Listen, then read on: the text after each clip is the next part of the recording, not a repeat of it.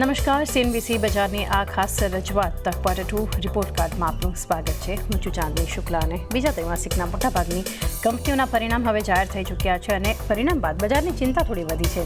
IT, banks, રિયલ્ટીમાં પરિણામ જે છે એને થોડી રાહત આપી છે, તો સામે બાજુ OMCs છે, માઇક્રો ફિનાન્સ કંપનીઓના જે અનુમાન કરતાં ખરાબ પરિણામ આવ્યા છે ત્યારબાદ થોડી હવે ચિંતા છે. પરંતુ હવે આગળ શું કરવું જોઈએ?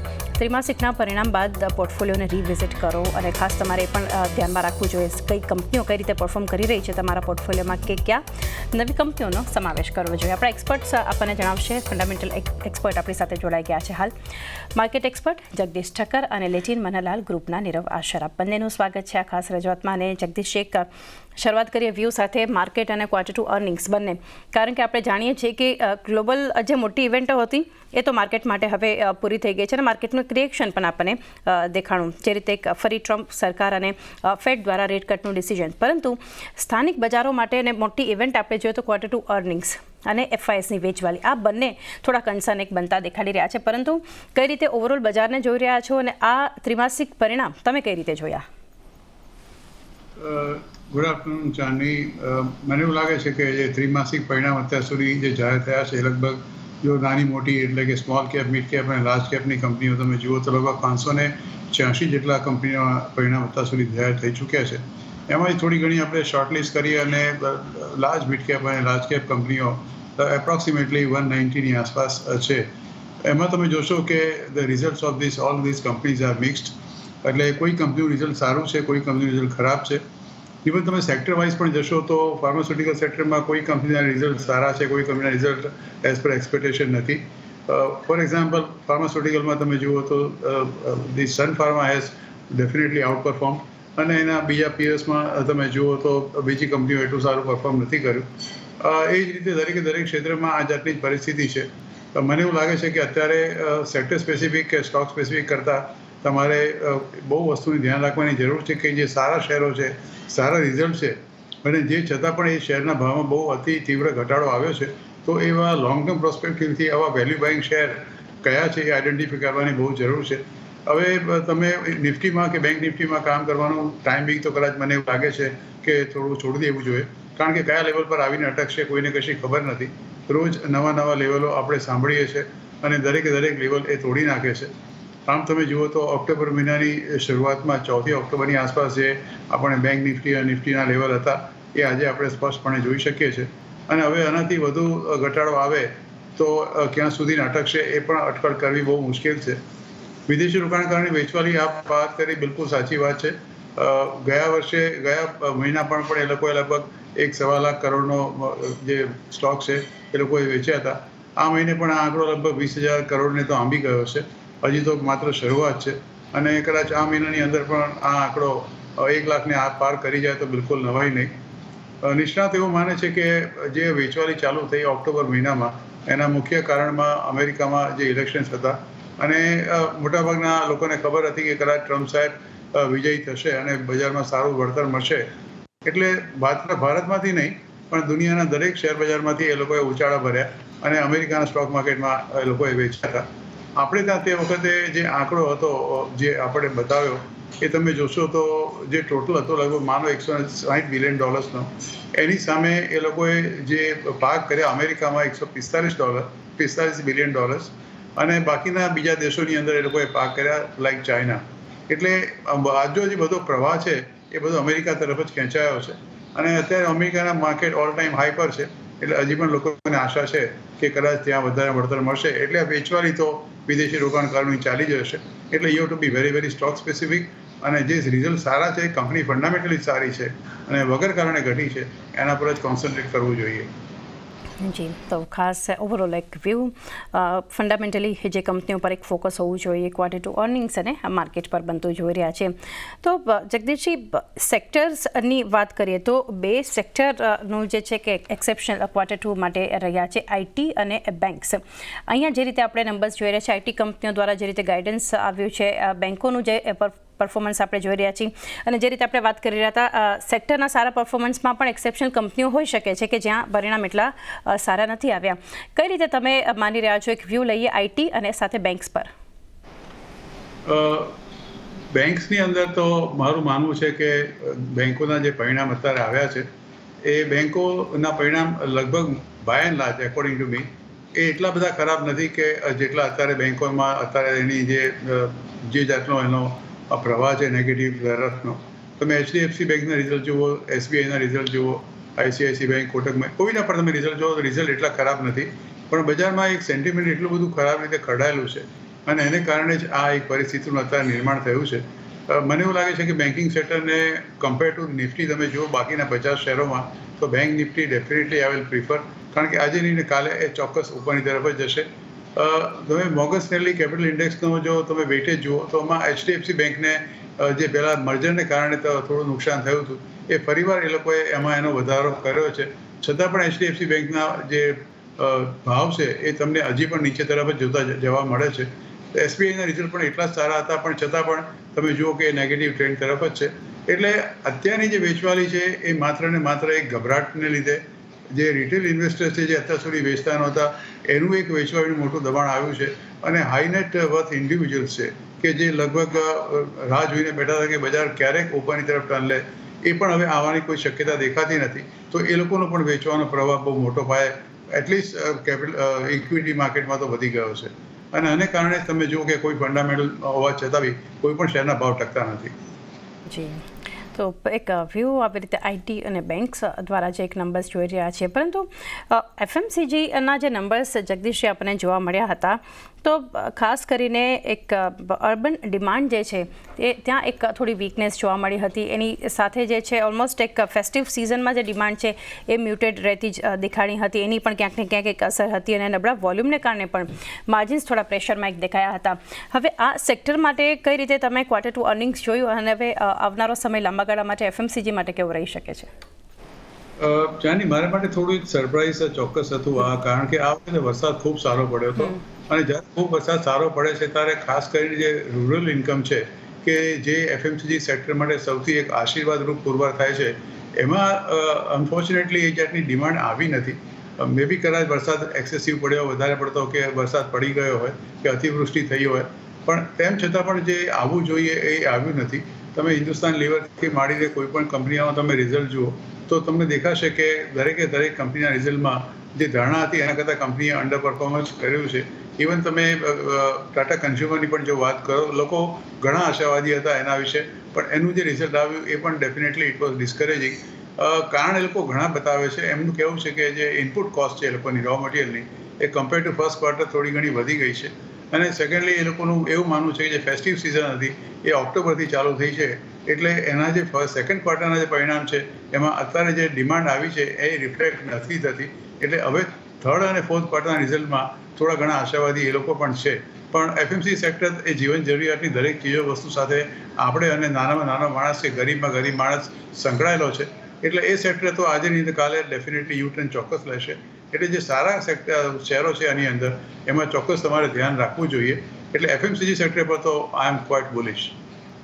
FMCG પર એક વ્યૂ બુલિશ બનતું દેખાડી રહ્યું છે, કારણ કે આ સેક્ટરની સારી કંપનીઓમાં પણ લાંબા ગાળા માટે સારી તક છે. સ્ટોક સ્પેસિફિક તો આપણે ચર્ચા કરવાની છે નીરવજી, એ પહેલાં એક વ્યૂ ઓવરઓલ આપણી પાસેથી લઈએ. Q2 અર્નિંગ્સ જે છે કઈ રીતે એને માર્કેટ સાથે જોડીએ, કારણ કે અત્યારે કોઈ સ્થાનિક સંકેતોમાં અને કન્સર્ન થોડો જે હોય FISની વેચવાલીની અલગ વાત કરીએ તો એ છે Q2 અર્નિંગ્સ, કારણ કે અનુમાન મુજબના ઓવરઓલ અગર જોવા જઈએ અમુક સેક્ટર્સ કે કંપનીઓને છોડીને અનુમાન મુજબના નંબર્સ નથી દેખાડી રહ્યા, તો એ ક્યાંક ને ક્યાંક એક નિરાશા માર્કેટમાં છે. તો એક વ્યૂ માર્કેટ માટે અત્યારે કઈ રીતે ફંડામેન્ટલ્સ જોઈ રહ્યા છો અને આ ત્રિમાસિકના પરિણામોને તમે કઈ રીતે જોયા? First of all thank you કે તમે ઇન્વાઇટ કર્યું અમને શો પર. Starting of with the Q2 results, એક જે એક્સપેક્ટેશન હતી કે માર્કેટ્સમાં એક રિકવરી આવશે, એક સારા પરિણામની અપેક્ષા જે હતી that has not been satisfied. અને આપણે પહેલાં બી ડિસ્કસ કર્યું હતું કે Q1માં જે હતું તે એક ઇમ્પોર્ટન્ટ ફેક્ટર્સ હતા કે ઇલેક્શન્સ હતા, પછી હીટ વેવ હતું, less number of wedding days હતા. એ બધા ફેક્ટર્સના કારણે Q1 વોઝ અ વોશઆઉટ. અને Q2માં આઈ થિંક એક મોન્સૂન ફેક્ટરને રિસ્પોન્સિબલ કહી રહ્યા છે કે એના કારણે લોટ ઓફ બિઝનેસીસને હિટ આવ્યું હતું અને અફેક્ટ થયું હતું. બટ આઈ થિંક એક ઇમ્પોર્ટન્ટ ફેક્ટર જે આપણે જોઈએ છે when we see the results of Q2 એમાં એક જે ઇમ્પોર્ટન્ટ પોઈન્ટ આવી રહ્યું છે કે મોસ્ટ ઓફ ધ કંપનીઝમાં એક એક્ઝિક્યુશન સ્લોડાઉન દેખાઈ રહ્યું છે, ઓર્ડર ઇન્ટેકમાં થોડું સ્લોડાઉન દેખાયું, ઓવરઓલ ગવર્મેન્ટ સ્પેન્ડિંગમાં બી થોડું સ્લોડાઉન દેખાઈ રહ્યું એવું લાગ્યું, ઇન્ફ્રાસ્ટ્રક્ચર એક્ટિવિટી સ્લોડાઉન થઈ છે. સર્ટન ઇન્ડસ્ટ્રીઝ આપણે જોયું કે input cost pressure be high હતું. In certain industries increase spending, sales related spending increase થઈ, એમ્પ્લોય કોસ્ટ વધ્યા. આ બધા ફેક્ટર્સે ઓવરઓલ પ્રેશર નાખ્યું છે on different types of companies. Different સેક્ટર્સમાં આપણે કોસ્ટ પ્રેશર્સ જોવા મળ્યા. અમુક જગ્યા રિયલાઇઝેશન પ્રેશર બહુ હાઈ હતું, અમુક જગ્યા પર ડિમાન્ડ મ્યુટેડ હતી. સો ઓવરઓલ આઈ થિંક આ એક એવું એક ક્વાર્ટર હતું જે એક ડિસઅપોઇન્ટમેન્ટ હતું. Best to say that it was a wash out. અને હવે I think all eyes are on Q3 કે હવે આગળ શું જાય છે. પણ એક બહુ ઇમ્પોર્ટન્ટ ફેક્ટર એ છે કે હવે ગ્લોબલ ડાયનામિક્સ બી બદલવા લાગ્યા છે. આપણે જોઈ રહ્યા છે કે ધીરે ધીરે રૂપી ઇઝ ગેટિંગ વીકર. ગઈકાલે જે ઇન્ફ્લેશનનું ફિગર આવ્યું છે એ બી નેગેટિવ ઇમ્પ્લિકેશન્સ આપે છે. 14 મંથ હાઈ પર છે ઇન્ફ્લેશન, અને food inflation is the main culprit. એટલે આઈ થિંક એના કારણે જે અર્બન ડિમાન્ડ છે એ બી ઇમ્પેક્ટ થઈ છે. આપણે ઓલરેડી જોયું કે companies like HUL they have said that urban demand મોડરેશનમાં આવી રહી છે. એટલે overall I think the scenario is tough.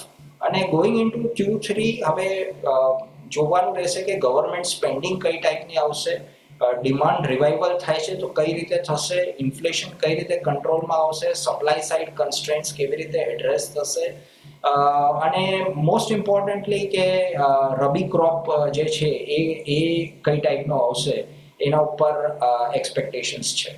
હવે આપણે જાણીએ સ્ટોક્સ સ્પેસિફિક રેકમેન્ડેશન સાથે. જગદીશજી, આપની સાથે શરૂઆત કરીએ માર્કેટને જોઈને, ફંડામેન્ટલ્સ જોઈને કે પરિણામોને જોઈને કઈ રીતે પહેલી કંપની તમારા તરફથી રેકમેન્ડેશનમાં રહેશે જે પોર્ટફોલિયોમાં સમાવેશ કરવો જોઈએ લાંબા ગાળા માટે?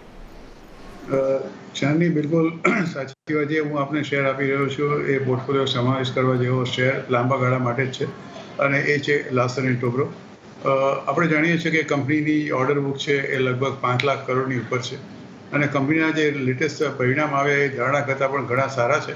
અને કંપનીની ઓર્ડર બુકનો ઇન્ફ્લો જે છે અને કંપનીનું પોતાનું ગાઈડન્સ જે કંપનીએ આપ્યું એ એના રિઝલ્ટ પછી એ પણ બહુ જ પોઝિટિવ છે. બજાર આટલું મોટું એક્સપેક્ટ નહોતું કરતું. કંપનીનું જે અર્નિંગ છે ધારણા કરતાં વધારે છે ચોક્કસ. અને છેલ્લા 12 મહિનામાં તમે જુઓ તો company has given a very strong return on equity almost about 24.9%.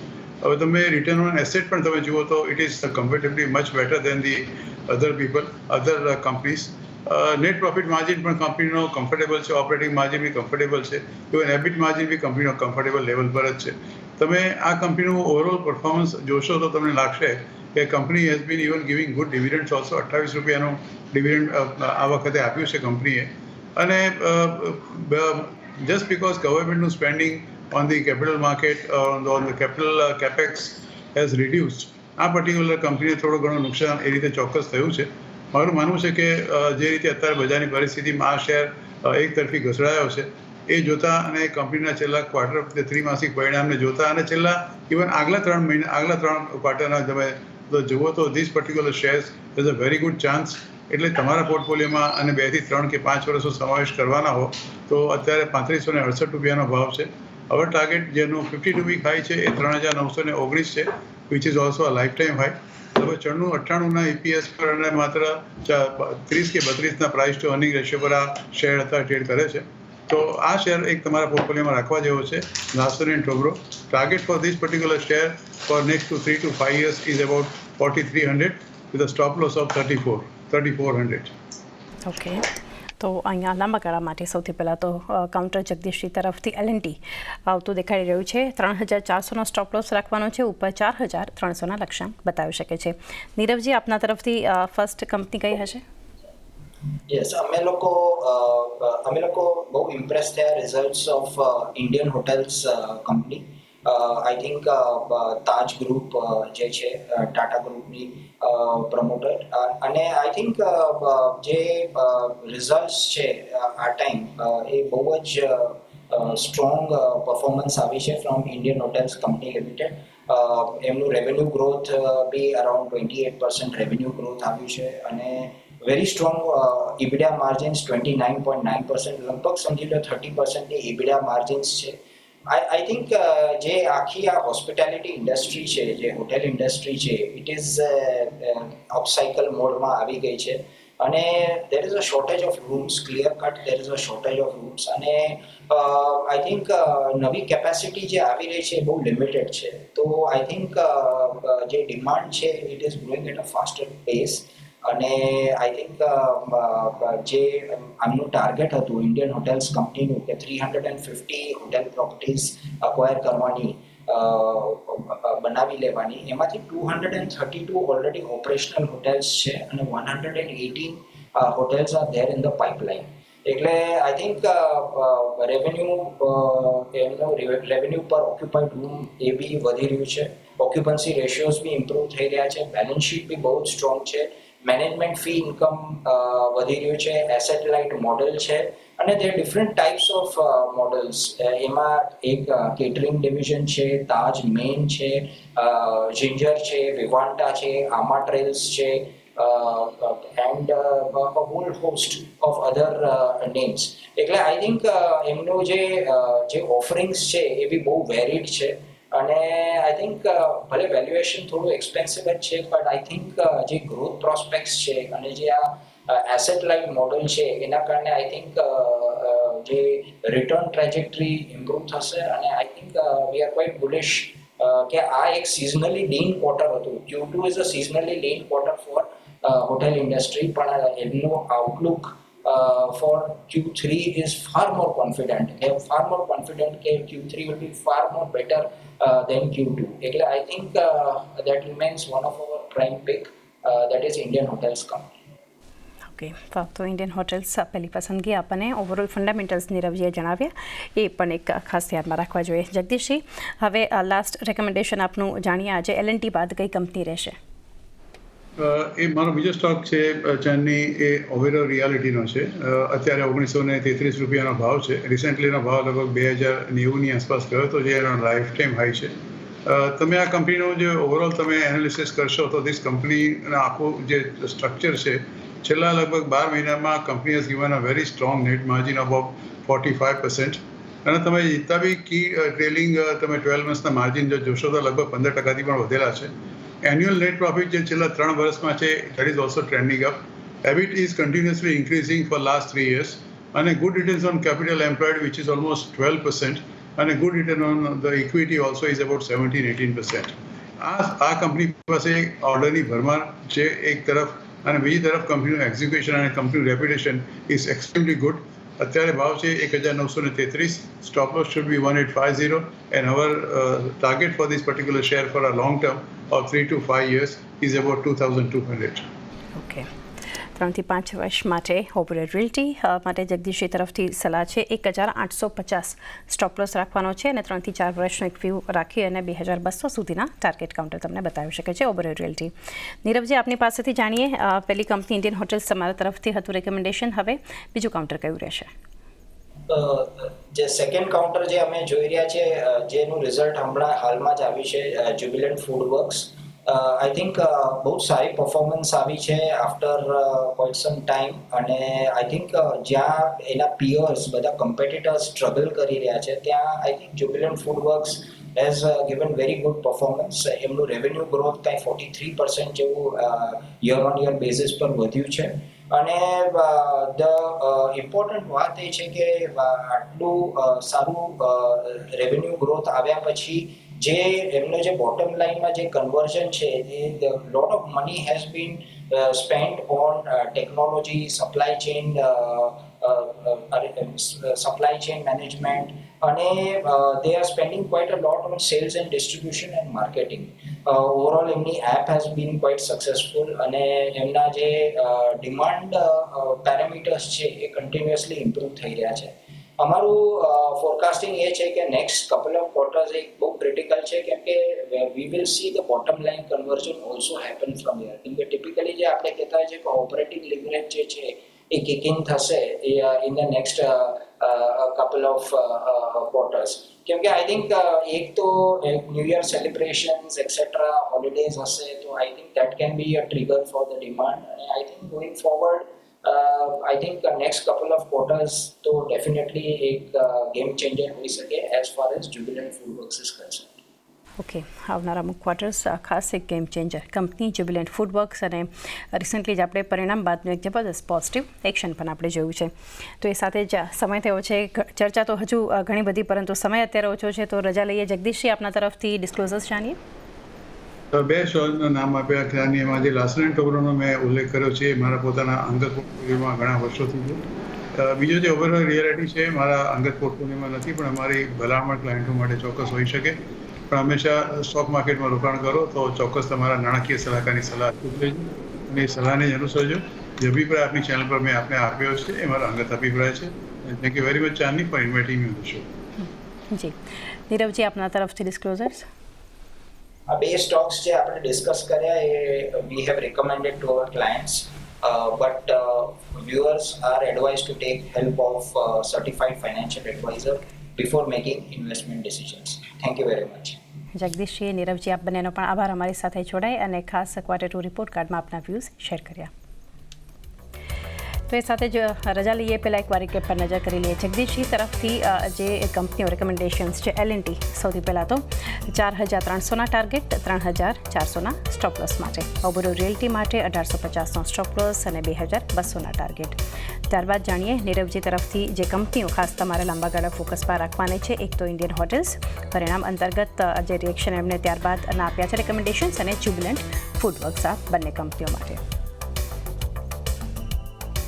તો એ સાથે જ આ ખાસ રજૂઆતમાં બસ આટલું જ. મને પણ આપશો રજા. વધારે અપડેટ્સ માટે જોતા રહો CNBC બજાર.